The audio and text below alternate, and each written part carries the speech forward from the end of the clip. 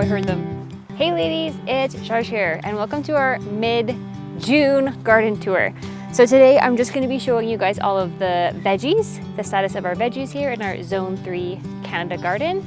And in a few days I will be releasing a video showing the progress of all my flowers, because this year I'm doing a potager themed garden where I have a ton of flowers incorporated with all my veggies, mainly for beauty, but also to encourage more pollinators. And I want to try to do some cut flowers this year and make some like bouquets for inside the house. I'm really excited about that. So, but today, to prevent this video from being too long, I'm splitting up all of my garden tours each week or so, veggies, and then one video for the flowers.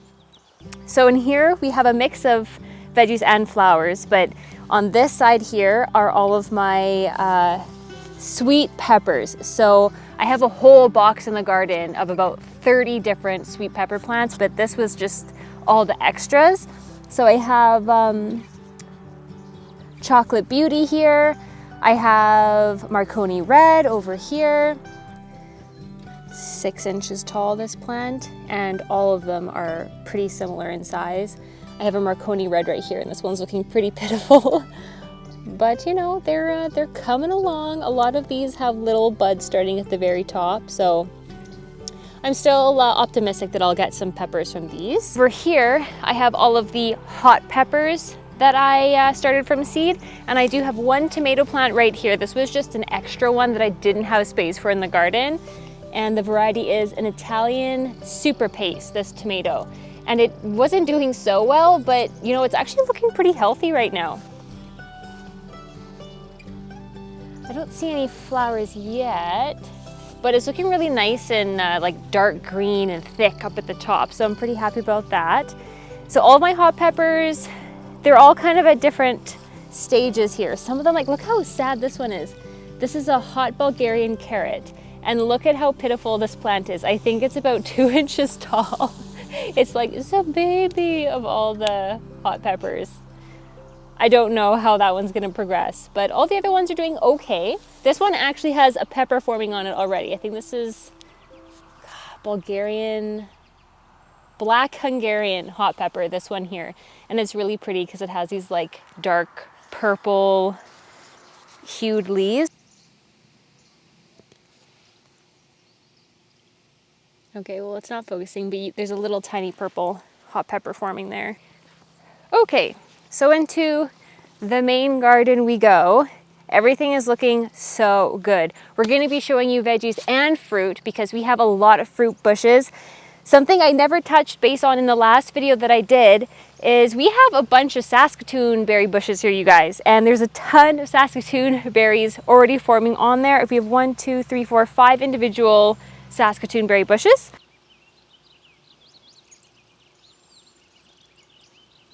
Berries are coming along. They have just really grown so well this year. Last year, I didn't really think that they did that well, but this year they're just powering through. There's so much new growth. They're just getting so much bigger and bushier. So really excited about those bushes. I have been doing a bit of weeding this week, but here is the state of our bush bean patch. Dandy green, I have dragon tongue bush beans. I have kind of like a mix. It was like a child's mix. So I don't know what all the varieties are, but we have a bunch of different varieties. But whatever variety these 2 rows are looking the best. Like, these plants are about 6, 7 inches tall, some of them. Nice sturdy stems, pretty pleased. Some of these didn't germinate so well. Like, I feel like I planted way more seeds in here than there are plants, but it's doing okay. Oh right, look at this. This one's looking pretty good. This must be my Blue Lake pole bean that I planted. I planted a bunch of Blue Lake pole beans because I started a bunch in the house. None of them transplanted well, you guys. The Blue Lake pole beans had a really hard time transplanting and they pretty much all died. However, my Scarlet Runner pole beans are doing really good. Like, this is a Scarlet Runner pole bean right here. They have these like bright red little flowers, but look at how well that one's doing.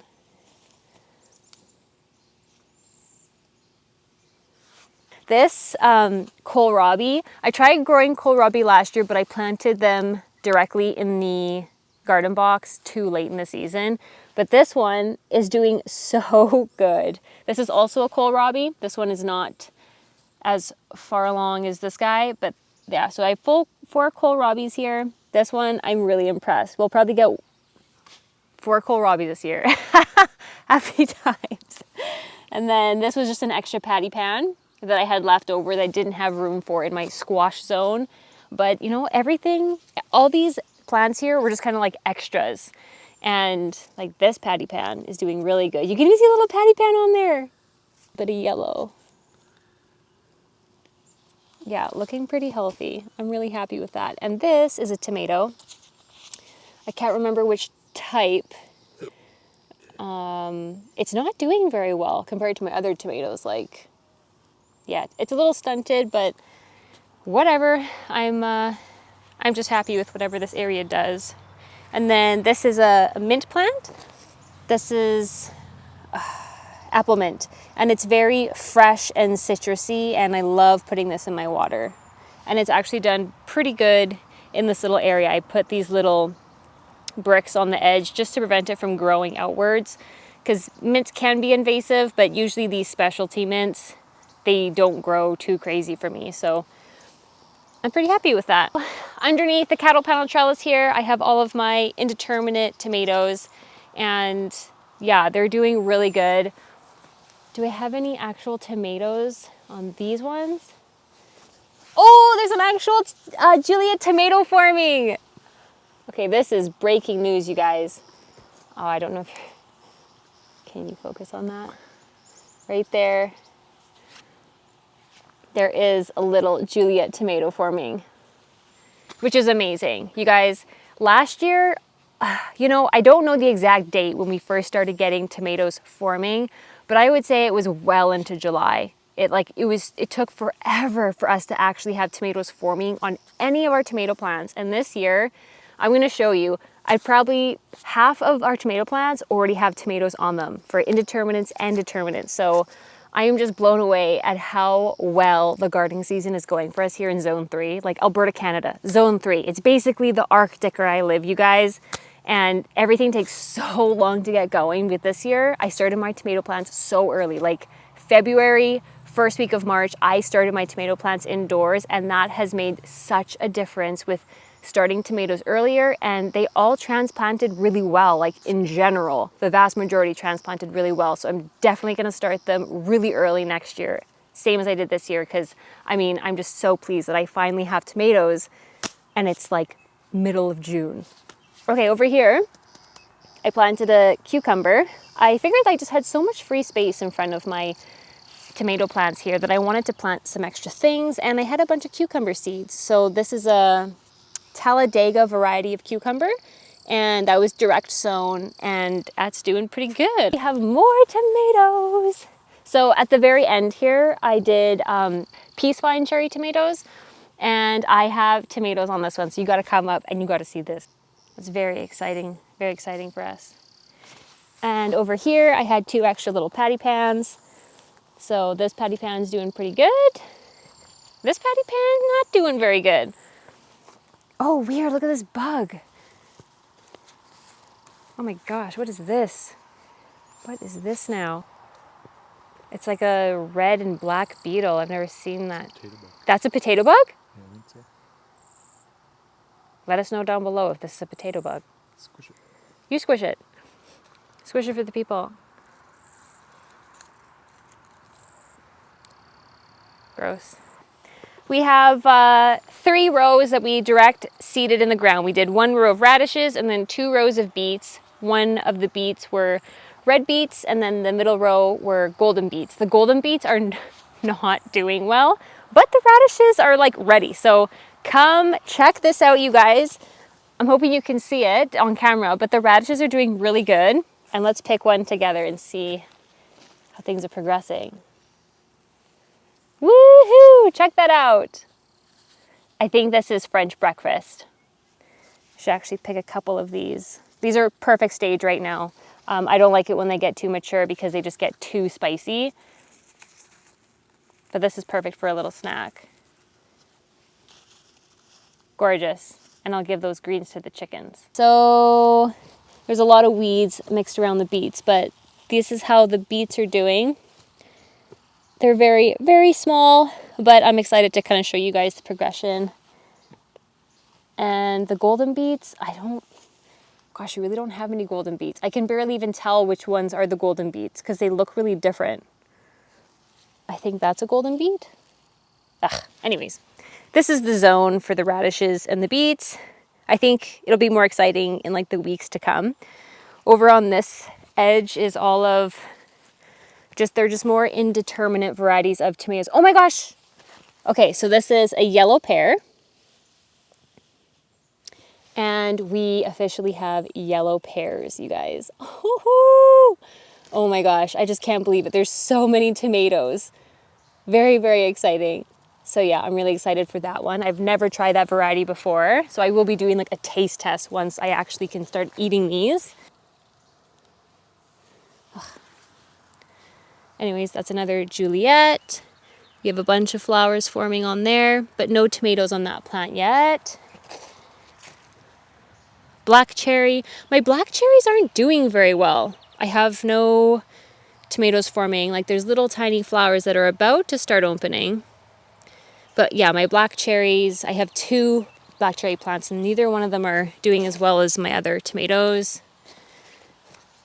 What is this one? Italian super paste. Oh, it's another one of those dirty little bugs. So we have another row of indeterminate tomato plants. There's like black cherry, boxcar willy, Italian super paste. I have like just a bunch of random mixes. I've literally never tried any of these before. But I gotta tell you, our determinate varieties are amazing. So this one here, I believe, is a banana legs. It's like a yellow, long tomato. I'll show you guys a picture, but okay. Let's get you a good shot of these. So check that out, you guys. Those are my banana legs, determinate tomatoes. I'm really, really excited. I have a ton of these. I have the 2 determinate varieties I planted this year are banana legs and one called Manitoba Red. A bunch of squash plants. They're mainly spaghetti squash over here, and then I think maybe a patty pan and I think these are primarily spaghetti squash, but they're doing well. Buckets, Home Depot buckets that are filled with potatoes and all of our potato buckets you can see around the garden here. All the potato buckets are looking quite healthy, very bushy. No flowers on them yet, but yeah, the potatoes are looking really good. In this zone, this is the squash zone. So all of my spaghetti squash, patty pan squash, Golden Delight zucchinis are in here, and a couple cucumber plants, but that's pretty much what this zone is. And I'd say oh my gosh, we have a flower here. Check out this guy. I'm pretty sure this is my Golden Delight zucchini. And we got a zucchini forming already, you guys. Very, very happy. And we have a flower open because it's like early in the morning. The flowers only open early in the morning, but that is fantastic. This one over here is also looking really good, like super big. Look at how wide that is. For middle of June, this is a big deal for us, you guys. The garlic is doing so good. So my true love planted this in September, October of last year, and we are already getting garlic scapes. So at the very top of the garlic, this thing coming out here, it's basically like the flower of the garlic.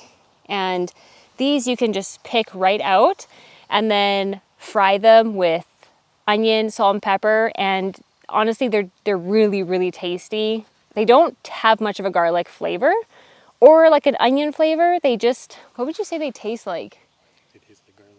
I don't feel like they do, but they're really good just as like a side to a supper, like just fried garlic scapes. Really tasty, really fresh. I think we could probably harvest some garlic scapes in the next 2 weeks or so. They start to curl. That's when you know that they're ready to harvest. You can see that this one has kind of formed a loop already.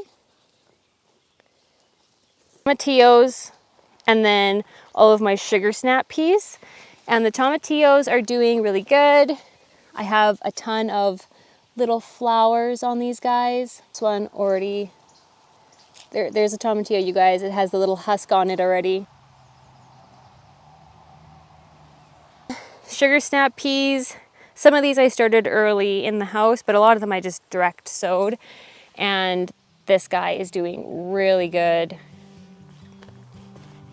Right where I have this stake planted, I decided that I had a lot of free space in front of the peas and the tomatillos that I figured I would just plant a row directly of Swiss chard. So that's what I did. This is just your classic green and red Swiss chard, and they're all coming up. So pretty happy. It'll be exciting to show you guys the progress of that throughout the next few months. Over here is the saddest part of our tour. This is where I planted all of my watermelons, honeydews, and cantaloupes. I was so excited to get something melon-wise this year, and they all died, you guys. Every single one of them are dead. Like this is the state, this is how they look. They're just all crispy, and that's the case with all of them. And I'm really, really sad about it, but I just don't think that I can grow melons, you guys, where I live in zone 3. If any of you live in my zone or like in Canada, like in Alberta, please let me know if you've ever had luck growing melons, if there's a trick or if there's something that I can do. But yeah, nothing, they've all died. They're all dead. There are a couple areas that I had extra room, so I planted some zinnias in here. Not in all the spaces, just in a few. I don't know what I'm going to do with this zone. I feel like this is really good space. It has wonderful sun. I feel like I might want to get rid of this landscaping paper and landscaping fabric and grow something here. Maybe herbs, maybe more Swiss chard. I don't know, but I feel like this whole zone, it's a nice whole strip of tilled soil underneath here, and it's completely wasted this year because we're not going to get any melons growing. If you guys have any ideas, let me know down below. I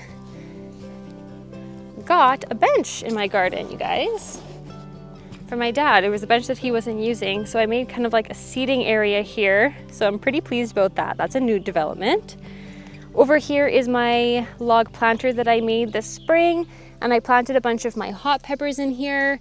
They're not doing very well here. I mean, my hot peppers are just slow to grow. You can see there are a few little buds forming at the top of some of these plants, but I'd say they're about 5 to 6 inches tall. Nothing to get too excited about, but this is the status, middle of June, of those. Then over here are our potatoes that we grew in the ground. We wanted to have some potatoes in buckets, but also some in the ground, because I find that when we grow them in the ground, they just produce more potatoes. I just hate harvesting them in the ground because we have really thick clay soil, and it's a really difficult job to do, whereas when you plant them in the buckets, you just dump it out and then easy harvest, easy cleanup. But the potatoes in the ground are doing so good. Like this one is huge, absolutely massive, looking beautiful.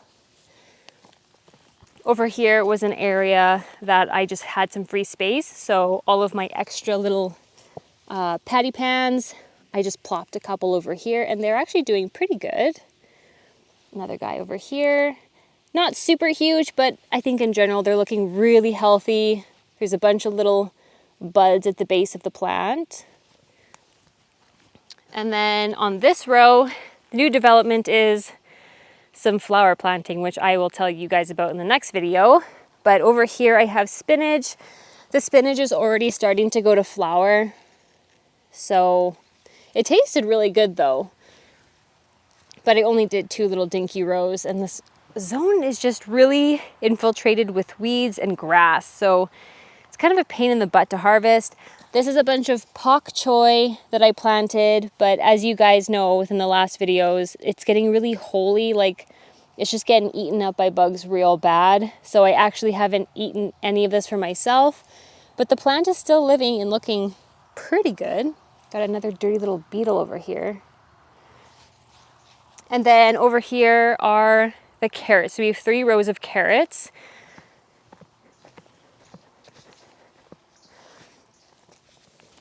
So this row here is all Scarlet Nantes, or I don't know how you pronounce it, but it's Scarlet Nantes. And then this one is Solar Yellow, and another Scarlet Nantes row here. So they're all looking pretty good. They're still very small, but looking really healthy. And that's the carrots. And then over here are all of my determinate tomatoes. So these are all either Manitoba Red or Banana Legs, which is a yellow tomato. And these, almost every single one of these plants has tomatoes on them already. I think this one is a Manitoba Red.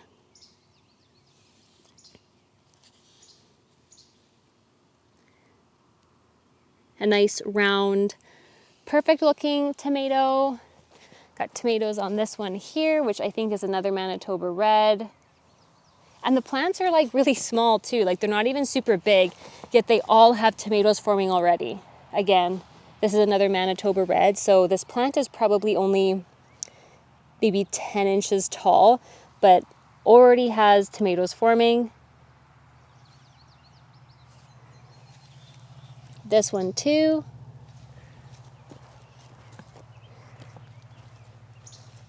Another one over here. Whew, this one has a ton already.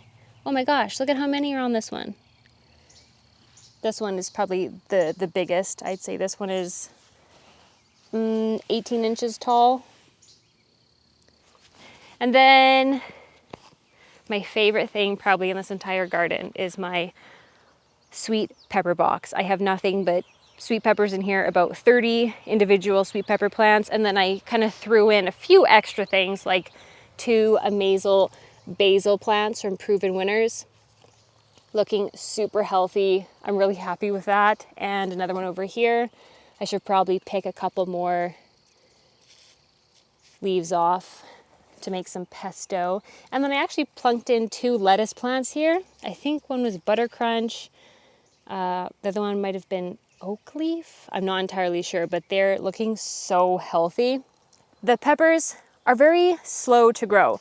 However, my sweet peppers look way healthier and way bigger than my hot pepper plants.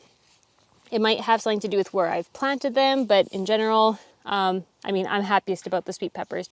So we got 7 Hascat berry plants in this zone here. We have it covered with bird netting, and Hascat berries are really awesome berries. If you live in my zone, or for anyone, honestly, these berries are worth growing. There's a chart on the internet, so you have to be careful when you buy your varieties because you need 2 different plant varieties typically so that they cross-pollinate. And I think there's about 7 different varieties of honeyberry or Hascat berry. They could go by either one of those names. There's like Aurora, Borealis, Tundra, I think Honeybee. There's a ton of different varieties of this, and I think we have Aurora, Borealis, Tundra. I guess that's all we have. But this is what the berries look like. Let me pick a couple for you guys and show you. They're like a deep oblong blueberry. That's what they look like. So these are 2 right here. They're quite large, like, yeah. So that's what they look like. And they are, they taste very similar to a Saskatoon berry. What? They do. Your taste is weird. I don't think they taste anything like a Saskatoon berry. I think they taste almost exactly like a Saskatoon berry, except just a tiny bit more sour. To me, that's what they taste like. And I love Saskatoon berries. And the nice thing about these berries is they're ready in June. They're one of the first berries that you can actually start eating. One of the first things you can start harvesting, quite honestly. This and rhubarb is like the first things that we can start eating from our garden. And radishes. That wraps it up. I hope that you ladies enjoyed this walkthrough in my garden. I will be showing these progress updates. You know, I think I'm gonna do it beginning of the month, middle of the month, end of the month, so you can really see some actual progress. And stay tuned, because in a couple days I will be releasing my flower garden tour. So if you ladies enjoyed, give it a thumbs up and I'll see you in the next one.